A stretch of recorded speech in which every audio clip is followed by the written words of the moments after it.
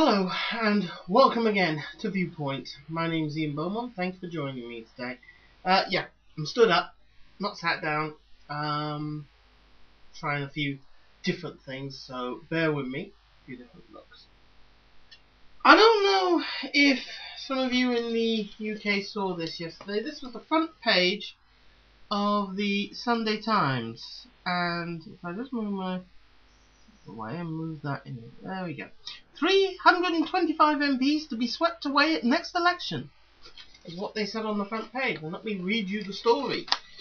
They are saying that at least half the House of Commons' 646 MPs will be swept away at the general election as voters take revenge on the political classes for the expenses scandal.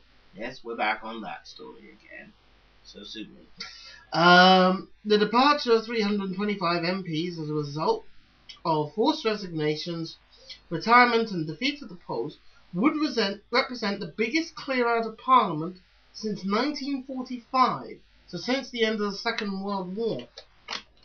As many as 30 will be forced to resign directly because of the expenses scandal, while whips expect more than 200 to quit because they are unable to cope with continued public anger. Up to 90 MPs will be voted out in the election. That's what the Sunday Times and indeed the whips for both sides are predicting. It's an interesting story and one that has potential. It is a possibility, and a strong possibility at that. But there's an election round the corner, not for the Westminster Parliament, but for the European Parliament in Strasbourg, and for local councils across England. And that's a week on Thursday, June the 4th, 2009. So we're starting our countdown to the election with the first of several election commentaries that I'm going to be doing in the run-up. But this expenses scandal is predicting this particular election process very difficult, and for a number of reasons. There's a few things you know are going to happen, such as the fact that Labour and Conservatives will both lose heavily. They will lose councillors in the local election. They will lose councils.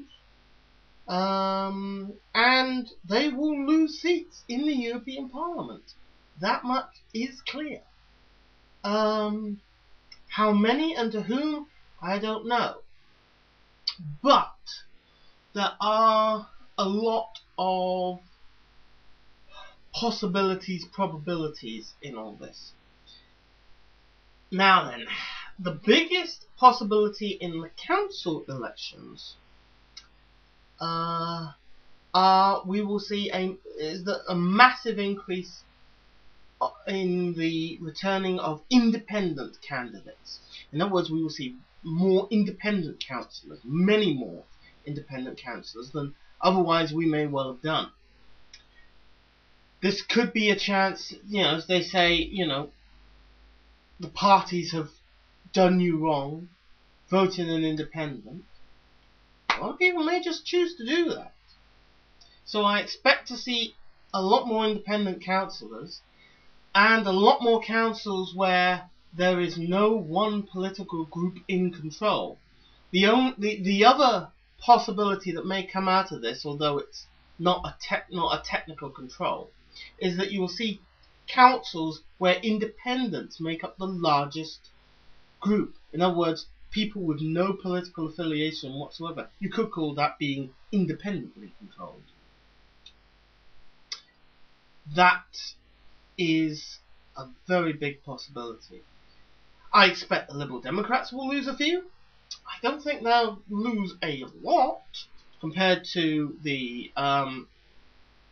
Conservatives and Labour, simply because it is the Conservatives and Labour that have actually come out of this mess looking the worst so far. Other parties may see their shares decline a little bit. Some may may see some quite big increases. The English Democrats, who have been a party that probably nobody's ever heard of till now, they're standing in councils and European elections.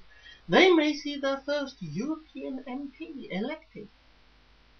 And that would be before seeing a Westminster MP. You may even see an independent or two getting elected to the European Parliament because of the way the voting system works. It's proportional representation, or a variation of it.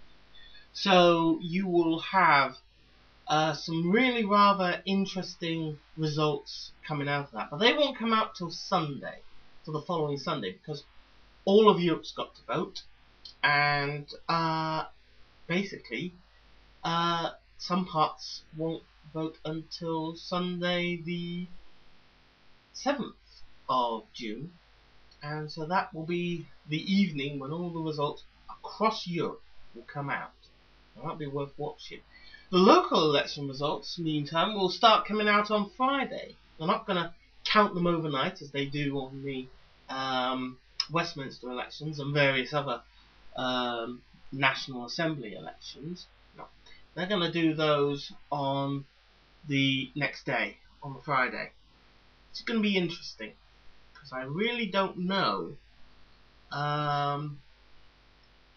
what the exact results are going to be, or even have a clue, especially in Cornwall at the moment. Cornwall has a particularly unique situation going on in the fact that they've just changed from a two-tier council system, districts and county, to a single unitary authority. So that's going to be most interesting, because you had councillors who were both district councillors and county councillors. You had some at the district, some only at the county level. Well, now you're going to see a strange kind of amalgam, where some of the districts are actually smaller, more like district council constituencies, or wards as they call them.